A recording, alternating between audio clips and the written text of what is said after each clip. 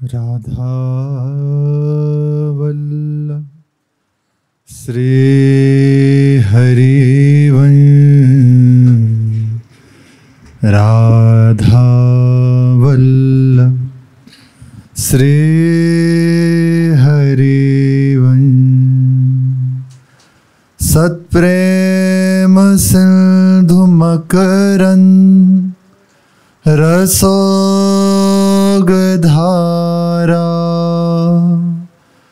सारा नजश्रमभिता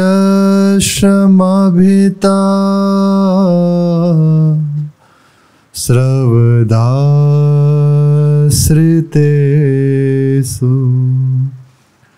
श्री राधिके तब कदा चरणा विंदम गोविंद जीवन धनम शिरसा वहामि। गोविंद जीवन धनो शिरसा वहामि। राधा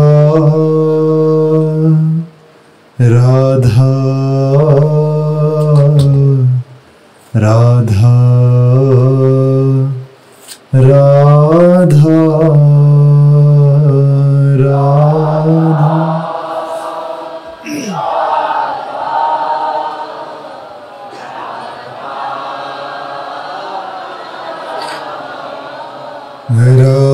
राधा राधा राधा राधा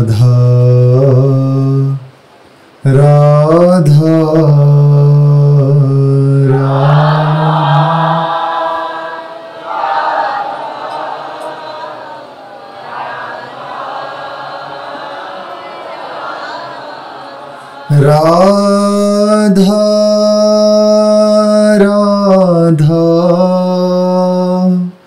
राधा राधा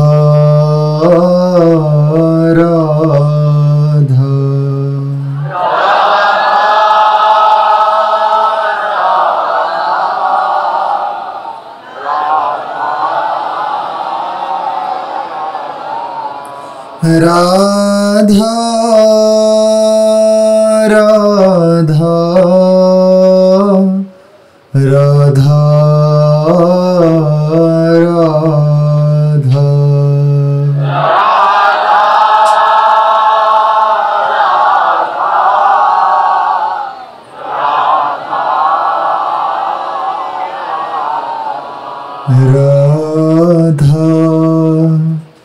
राधा राधा राधा राधा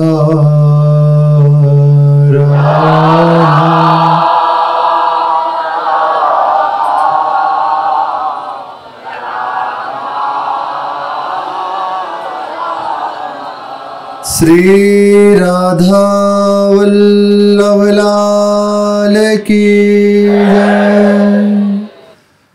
श्री हरिवंश नाम ध्रुव कहत ही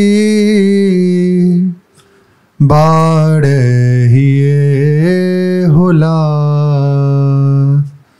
बाड़े आनंद बेली प्रेम रंग और जगमगे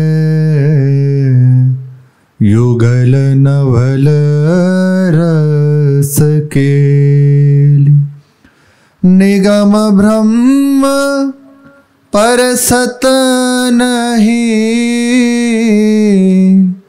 जो रस सब ते दूर कियो प्रगट हरिवंश जो रसिकन जीवन मोह। कियो प्रगट हरिवंश जो रसिकन जीवन मूल। श्री महाप्रभु हरिवंश चंद्र जी महाराज की जय। 84 कोस ब्रजमंडल धाम की जय। श्री गिरिराज महाराज की जय। श्री व्यास जी और माता तारा रानी समस्त परिकर के संग अनेक दिव्य स्थलियों का दर्शन करते हुए गिरिराज जी में पहुंचे। जहां जहां पड़ाव पड़ता है वहां अद्भुत कीर्तन आनंद में प्रभु का उत्सव मनाते हुए विश्राम करते हैं, फिर आगे बढ़ते हैं। श्री व्यास जी स्वयं और ब्रजवासी वहां की दिव्य लीलाओं का वर्णन कर रहे हैं। जिनका हृदय धाम की कृपा से, रसिकों की कृपा से पवित्र हो रहा है, उन्हें लीलाओं का अनुभव होता है, निश्चित अनुभव होता है। सहज में यहाँ दृश्य परिवर्तन होने लगता है। दिव्य चीज है, यहाँ दिव्यता है, अनुभव होता है। महाप्रभु चैतन्य देव कीर्तन करते हुए जब अरिष्टासुर के नाम से ये अरिष्ट वन करके पड़ा, जहाँ राधा कुंड है, राधा कुंड के स्थान पर जब पहुंचे तो एकदम शिथिल हो गए। कहाँ ये दिव्य स्थली है, इसकी खोज करो, इसको थोड़ा खनन करो, यहाँ खोदो इस जगह को। महाप्रभु ने ही श्री राधा कुंड और श्री कृष्ण कुंड का पुनर्उद्धार किया है, प्रकट किया है, जो कि यहाँ के ग्रामवासियों ने उसमें खेत आदि बो लिए थे। उन्हीं की कृपा से तो महापुरुष जो दिव्य लीलाएं हैं उनका अनुभव करते हैं।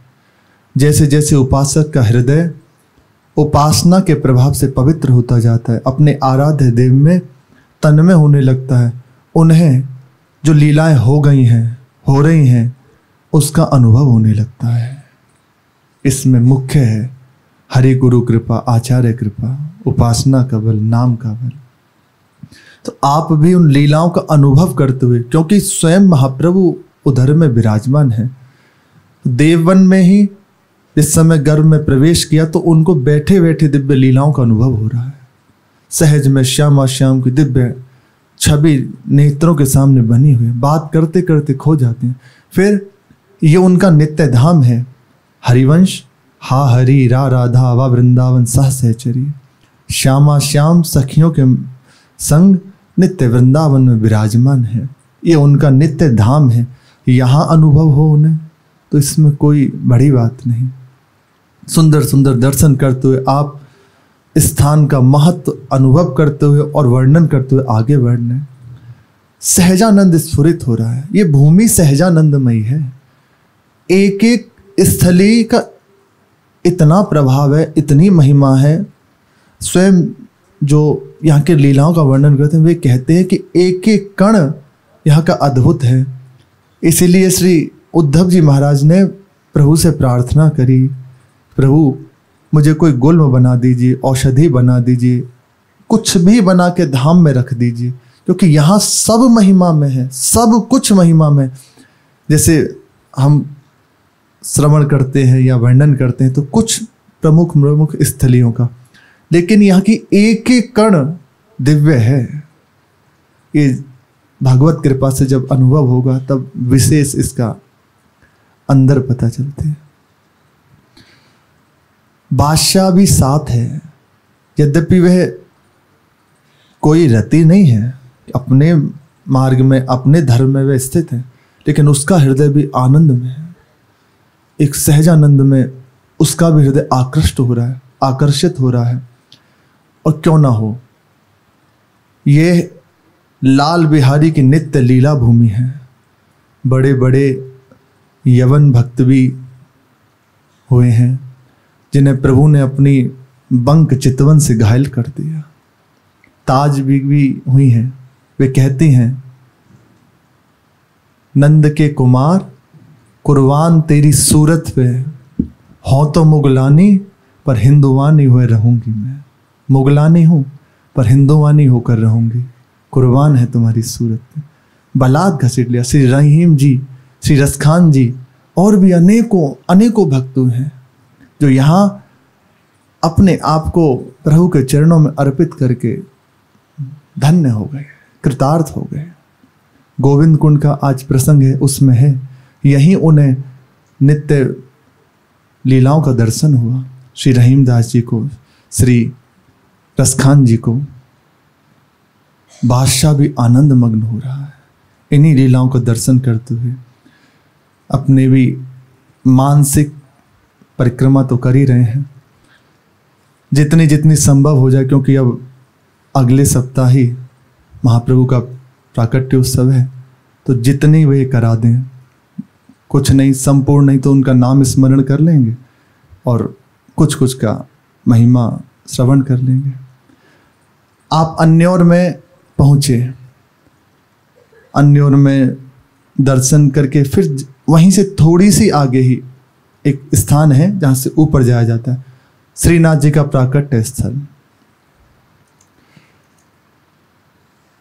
ब्रह्मा जी को जब मद हो गया तो उनके मद का मर्दन करने के लिए ही प्रभु ने ये रूप धारण किया है।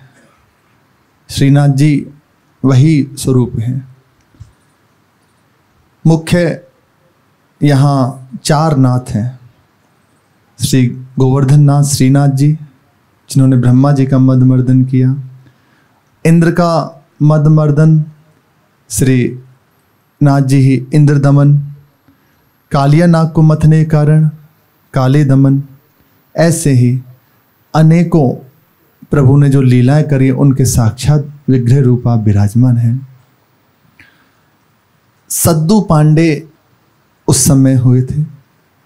श्रीमन महाप्रभु वल्लभाचार्य जी दक्षिण में थे, तो प्रभु ने ही उन्हें स्वप्नादेश दिया कि आप ब्रज में जाओ, वहाँ मेरे विग्रह को प्रकट करो और उसकी सेवा स्थापित करो। तो श्रीमद वल्लभाचार्य महाप्रभु पहले गोकुल आए, गोकुल से फिर श्री गिरिराज जी पधारे।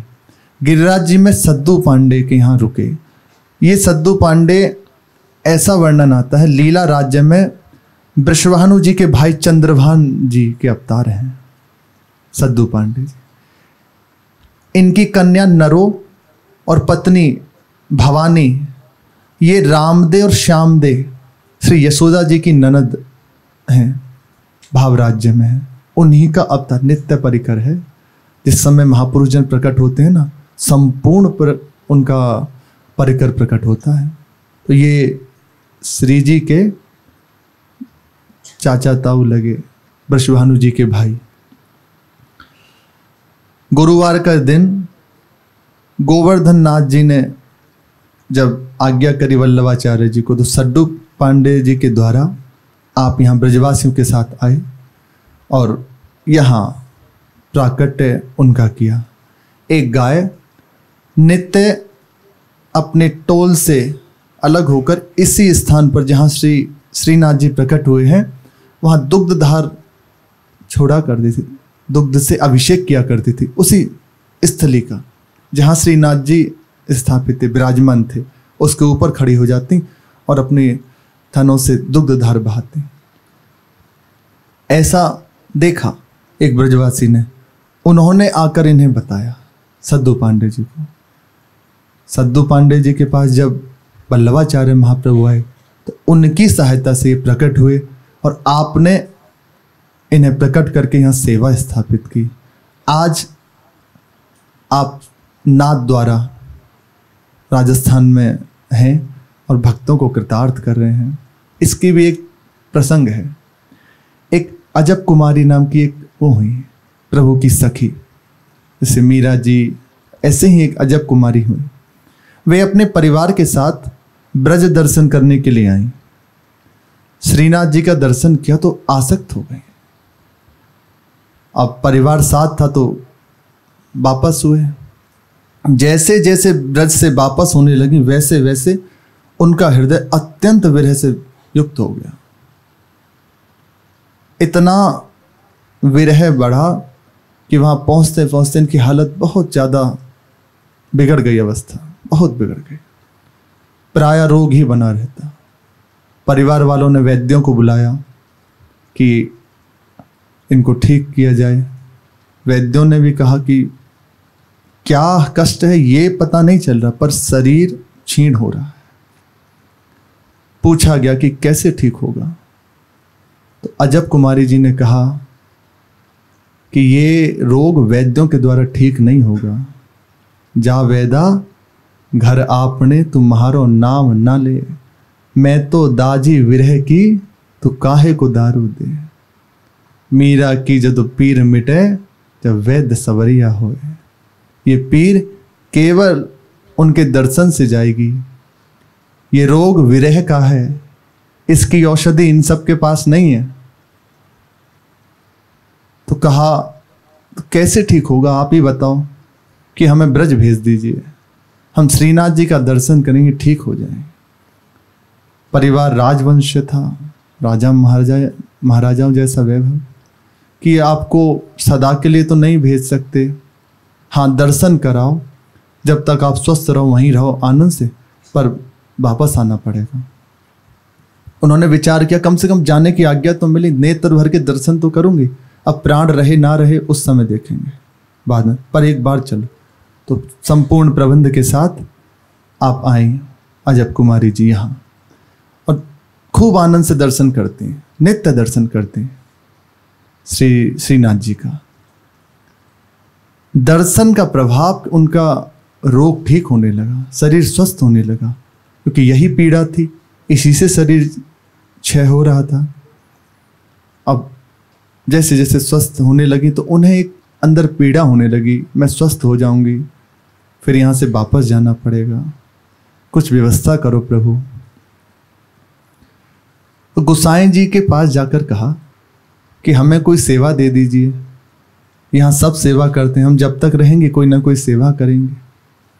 तो वहाँ के परिकर ने, गोसाई जी ने कहा कि आपका शरीर स्त्री है और प्रकट में यहाँ सब जितने भी सेवा में हैं सब पुरुष शरीर से हैं, तो अंदर सेवा में लेना तो कठिन है। आप कोई ऐसी सेवा अंदर ही विचार कर लीजिए जो बाहर बैठ जाओ और प्रभु की सेवा भी हो जाए, आपको दर्शन भी हो जाए।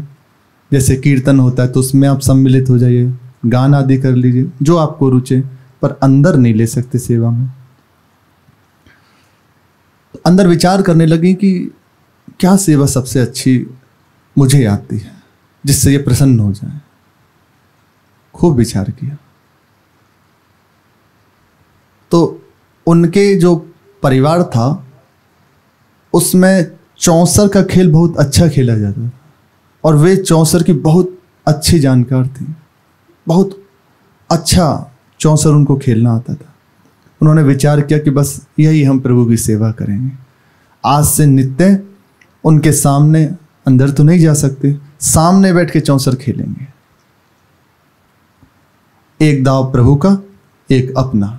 हमें कभी कभी दर्शन होता है श्री राधा वल्लभ जी में, गोसाई जी बैठते हैं, दिवाली के दिन होता है, दो गोसाई जी बैठे हुए, जय जय, एक इधर से एक इधर, तो वे स्वयं ही खेलती, एक दाव अपना चलती और एक दाव श्री ठाकुर जी का। विचार कर लिया कि आज से ऐसा ही करते हैं, बैठ गई, चौसर बिछाई, नित्य जो उनका नियम था उसी समय से बिछाती और खेलना प्रारंभ करती। एक बार आह्वान करती, प्रभु आओ बैठो, तो ऐसे दाव चलती। जिस समय पूर्णता का खेल को समापन की ओर जाता ना, तो ठाकुर जी के श्रीमुख का दर्शन करती, तो उस पर अनुभव होता, जैसे खेल में होता है ना, जीतते हुए बहुत प्रसन्नता, या हार रहे तो भय, व्यकलता, व्याकुलता, तो ऐसे दर्शन स्पष्ट श्रीनाथ जी के मुख पे होते। और ऐसा कहा जाता है कि उस समय जितने भी भक्तजन वहाँ दर्शन करते सबको ही अनुभव होता, सब श्रीनाथ जी के मुख कमल का दर्शन करते। वे इतनी उसमें पारंगत थी कि प्राय जीतने की उनकी स्थिति हो जाती। पर जब देखते कि ठाकुर जी विकल, भयभीत हो रहे हैं कि अब हम हार जाएंगे, तो उदास मुख कमल, तत्काल ऐसी चाल चलती, ठाकुर जी को जिता देती। तो दिखाई देता श्रीनाथ जी का दांत दिखाई दे रहा, हंसते हुए श्रीनाथ जी, सबको दर्शन होता है ऐसे। इसी तरह से चल रहा था। अब जब परिवार वालों ने बुलाया कि अब आ जाओ वापस, अब आप स्वस्थ हो गए हैं, तो अंदर विचार कर लिया कि आज ये दाव आखिरी होगा। ऐसा अंदर दृढ़ निश्चय करके ठाकुर जी के सामने बिछाई बिसात, खेलना प्रारंभ किया। अंदर से निश्चय है, आज यदि आप जीते तो भी जो मेरी मांग है वो पूरा। वही 64 खेलूं पीव संग, बाजी राखूं जीव, हारूं तो मैं पीव की, जीतू तो मम पीव। हार गई तो पीव की और जीत गई तो पीव हमारे। ऐसी बाजी अंदर बिठा दी और प्रभु अंदर की जानते हैं। अंतिम दाव था, दाव चली। जैसे ही देखा श्रीनाथ जी हारने की स्थिति में आ गए। श्रीनाथ जी का मुख कमल कुमलाया हुआ। आपने ऐसी बाजी चली, स्वयं हार गई। हर बार ऐसा ही करती थी और श्रीनाथ जी को जिता दिया। श्रीनाथ जी इतने प्रसन्न हो गए कि अंतिम बाजी थी और हम जीत गए, प्रकट हो गए। देखो सेवा का प्रभाव, एक सेवा ने श्रीनाथ जी को मिला, प्रकट हो गए। श्रीनाथ जी प्रकट होकर हृदय से लगा लिया, कहा मांगो, हम बहुत प्रसन्न हैं। तब उन्हें तो पता था कि हमें यहाँ से जाना है, तो गंभीर स्वर में कहा प्रभु वचन दीजिए कि जो मांगूंगी आप दे दोगे। बोले तुम्हें संशय है, हम कह रहे हैं मांगो, जो मांगोगे दे देंगे। बोले मेरे साथ चलो, राजस्थान में विराज। यद्यपि प्रभु का प्रण है वृंदावनम परित्यज्य पादमेकम न गच्छति, धाम छोड़कर नहीं जाते। और वचन दे दिया और भक्त अधीन, ठीक है ऐसा ही कहा। बोले अभी तुम जाओ, आगे हम स्वयं आ जाएंगे। तो उन्हीं की इच्छा से जो हुई ना ब्रज में लीला, मंदिर तोड़े गए और भी सब वही है, औरंगजेब के द्वारा सब, तो एक प्रभु के द्वारा ही भेजा हुआ था अपने भक्त की बात को सिद्ध करने के लिए। कुम्भदास जी ने लिखा ना, तो भावे टोड़ को घनो, ऐसे कई पदों में रसिकों ने महिमा गायन करी। इसलिए यहाँ से आप श्रीनाथ जी पधारे, नित्य उनका दर्शन करती हो, बाद में उन्हीं में समा गए। इस प्रकार आप श्रीनाथ द्वारा में भक्तों को कृतार्थ कर रहे हैं। यहीं समीप में ही श्री ठाकुर जी की उंगलियों के निशान है, नीचे श्रीनाथ जी ऊपर, और पास में एक शिला है, सिंदूरी शिला। वहीं लालजू ने ऐसे उंगली रगड़ के श्री जी की मांग भरी थी, वो आज भी है। उस पर उंगली रगड़ो तो सिंदूर निकलता है। वो शिला आज भी दर्शनीय है। जैसे आप बाहर निकल जाएंगे तो दर्शन नहीं होगा, अंदर से आप जाएंगे ना, जैसे श्रीनाथ जी ऐसे अंदर से जाओ तो दर्शन होता है वहाँ कच्चे में। इसी के पास में एक स्थान है जहाँ लालजू की 5 उंगलियां ऐसे छपी हुई हैं। ये तब हुआ लालजू ने दूध दही खाया और अपना कर कमल गिरिराज जी के ऊपर पहुंच दिया। तो जैसे ही स्पर्श हुआ तो श्री गिरिराज जी नवनीतवत हो गए, और वे आज भी दर्शन होता है भक्तों को, स्पष्ट रूप से दर्शन होता है। आज भी अनेकों लीलाओं के चिन्ह श्री गिरिराज जी पर विराजमान है। फिर दंडोती शिला है, इसके आगे श्रृंगार मंडल। रास करने के बाद श्री जी ने जब यमुना जी में क्रीड़ा करी, उसके बाद श्री यमुना जी और समस्त सखियों ने श्री जी का यही श्रृंगार किया। इसके आगे है श्री गोविंद कुंड, बहुत महिमाशाली है। जब देखा इंद्र ने कि हमारी ब्रज को खोद कर बहा दो, ये योजना विफल हो गई, तो भयभीत हो गया कि निश्चित ये कोई परम सत्ता है, अब तो इनकी शरण में जाना चाहिए। तो देव माताओं ने इंद्र को कहा कि देखो एक तुम्हें उपाय बताते हैं, वे गोपाल हैं, सुरभि गाय को आगे लेकर जाओ, निश्चित वे क्षमा कर देंगे। वे गोपाल हैं, गाय उन्हें बहुत प्रिय हैं। सुरभि सर्वेश का और सर्वेश सुरभि को अत्यंत प्रिय हैं। तो अकेले जाने की उनके अंदर सामर्थ्य नहीं थी। सुरभि गाय आगे करके, उनके पीछे सप्तऋषिजन और भी बड़े बड़े महर्षिजन, और पीछे आप ऐरावत पे आ रहे हैं। जैसे ही गिरिराज जी में पधारे, साष्टांग कूद गए उससे, ऐरावत से प्रणाम किया प्रभु के चरणों में। प्रभु बहुत प्रसन्न हो गए गाय को देखकर, महर्षियों का दर्शन करके, और मुख्य बात समस्त ब्रज को समीप कर दिया। प्रभु क्रोधित नहीं हुए, कहा हाँ चलो आनंद से अहंकार छोड़ के शासन करो, हमारा ही कृपा मानते हुए। यहीं सुरभि गाय ने श्री ठाकुर जी का अभिषेक किया। जहां प्रभु शिला पर बैठे थे वहीं खड़ी हो गई। सुरभि गाय ने कहा, प्रभु हमारे तो इंद्र आप ही हो, हमारे पालक तो आप ही हो, इसलिए गोविंद नाम सुरभि गाय का ही दिया हुआ है प्रभु को। वहाँ विराजमान होंगे और अपने दुग्ध धारा से उनका स्नान कराया। तो वही स्नान का जल श्री गोविंद कुंड में विराजमान है। वही गोविंद कुंड अभी हम दर्शन होता है। अभी जैसे सहज में दिखाई देता है कि ऊपर काई जमी हुई है, ऐसा नहीं है। आज भी नित्य महापुरुषों को दर्शन होता है। हम इसलिए बार बार कहते हैं, अभी कुछ समय पहले की एक घटना है।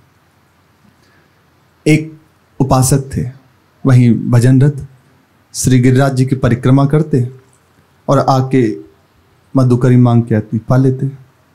वे देखते कि एक महात्मा जी रात्रि के समय गिरि गोवर्धन से जो गोविंद कुंड है वहाँ आते हैं और श्री गोविंद कुंड का आचमन आदि करके जल पी के बस वापस चले आते हैं। 24 घंटे में बस इतने समय के लिए निकलते हैं। वहाँ प्रणाम किया, आचमन किया और उसका जल पान के वापस चले गए। तो उनके हृदय में जानने की आकांक्षा हुई कि बिना खाए पिए भजन में रत हैं, आखिर कैसे, मैं जानना चाहता हूँ। रात्रि में बैठ गए कि जब ये महात्मा जी आएंगे निश्चित इनका दर्शन करूंगा और इनसे प्रार्थना करूंगा, ये बताएं। 3 दिन हो गए ऐसे। तीसरे दिन महात्मा जी जब आए तो उन्होंने अपना नित्य नियम पूरा किया। जब वापस होने लगे तो चरण पकड़ लिए, प्रभु मेरी एक जिज्ञासा है, करुणा करके उसका समाधान कर दीजिए। बहुत हृदय विकल हो रहा है इस बात से। कैसे आप प्राण धारण किए हुए हैं, बिना अन्न खाए पिए, कैसे? जानते थे ये सत्पात्र है तो प्रसन्न हो गए कि पात्र है, इसको बता देना चाहे। गूढ़ तत्व न साधु दुरावे। जब देख लेते हैं कि ये इस चीज को ग्रहण कर सकता है तो गुप्त बात को भी महापुरुषजन बता देते हैं।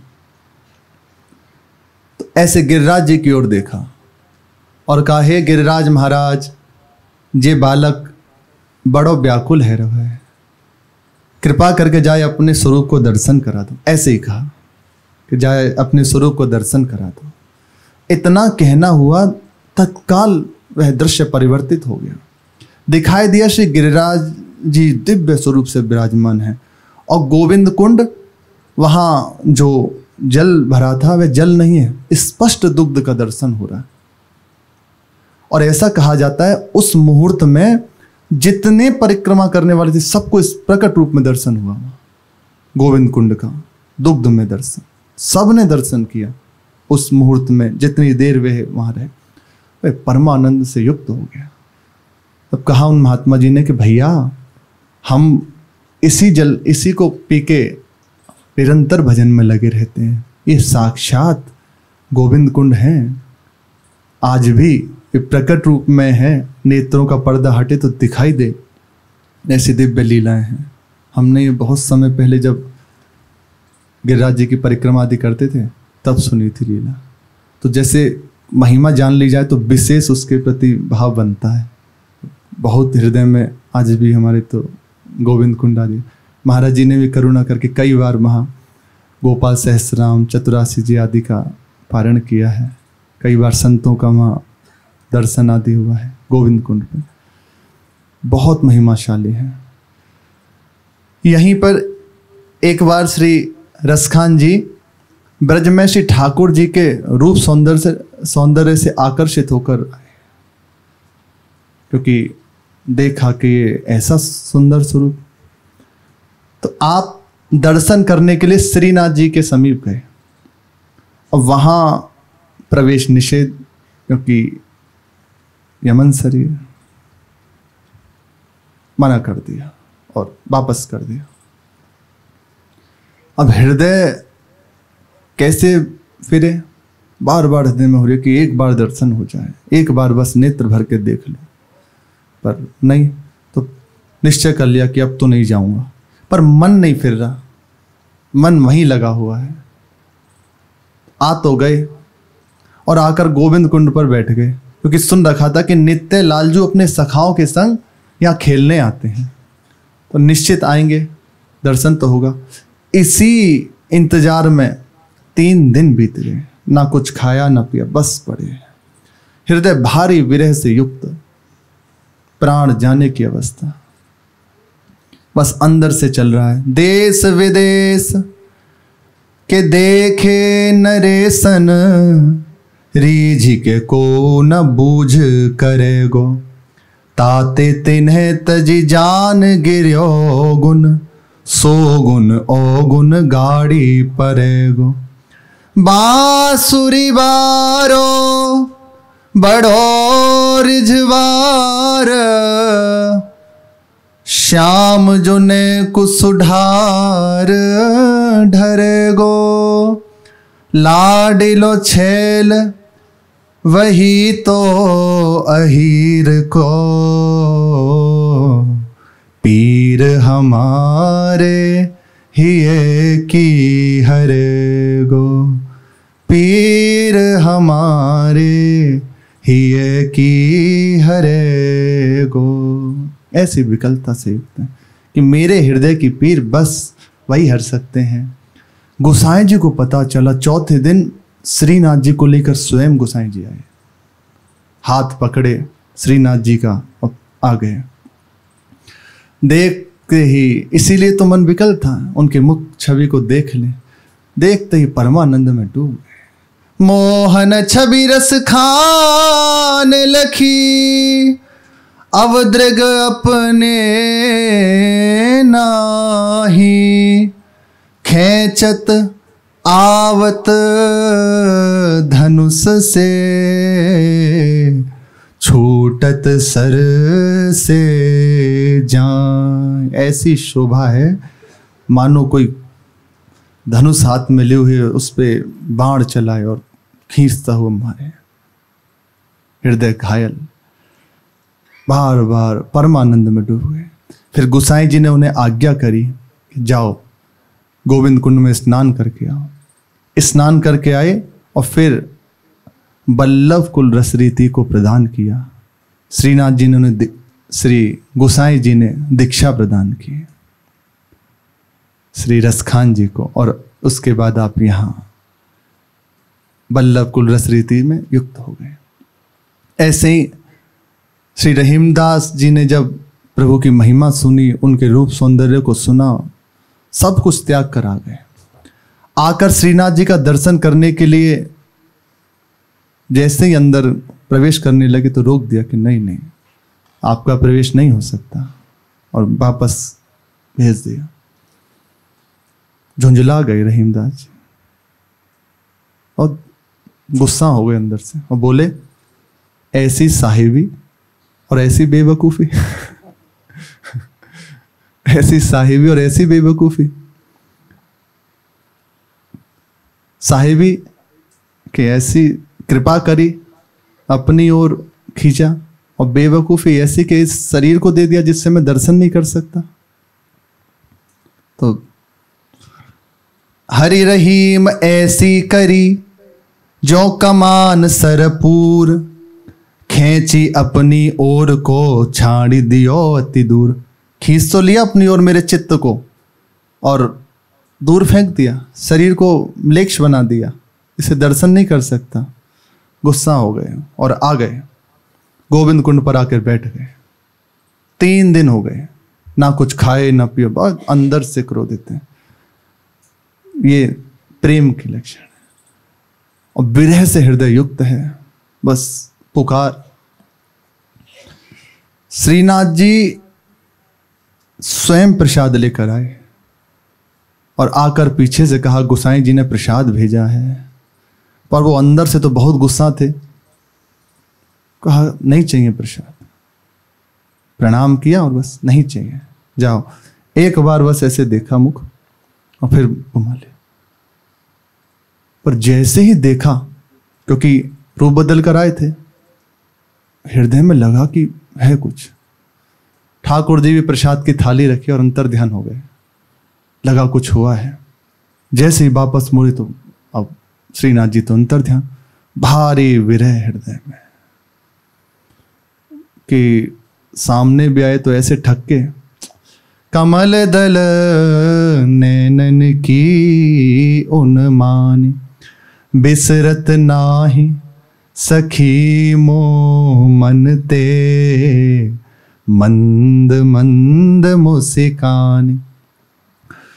अनुदिन श्री वृंदावन ब्रजते, आवन आवन जाने, वे रहीम चित्त ते न टरती है, सकल श्याम की बान। बस बार बार हृदय पुकार रहा है, मोहन छवि नैनन बसी, पर छवि कहाँ समाए, भरी सराय रहीम लखी, आप पथिक फिर जाए। अंतर दाव लगी रहे, धुआं न प्रगटे को, के जाने जिए आपनो, के जा सिर बीती हो। ये ऐसी अग्नि है कि बाहर धुआं नहीं निकलता। इसको वही पहचान सकता है जिसके हृदय में पीड़ है, जिसके हृदय में अग्नि जली है। ऐसा लगा मानो शरीर छूट जाएगा, विरह अग्नि शरीर को जला देगी, राख कर देगी, सहा नहीं गया।